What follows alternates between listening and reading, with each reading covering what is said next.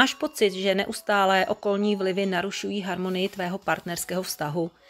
Nejprve jako vždycky se zaměř na sebe a uvědom si, zda právě ty jsi v naprosté pohodě, anebo se ještě nějaká tvá část toulá ve zlobě minulosti, což tě pak samozřejmě ovlivňuje tady a teď, osobně i v partnerství a narušuje i to, co si ve svém životě tvoříš pro budoucnost. Co v sobě nosíš, to si k sobě také přitahuješ. A teď to přijde. Většinou stačí odpustit. No jo, o tom se všude mluví, veď, ale jak na to?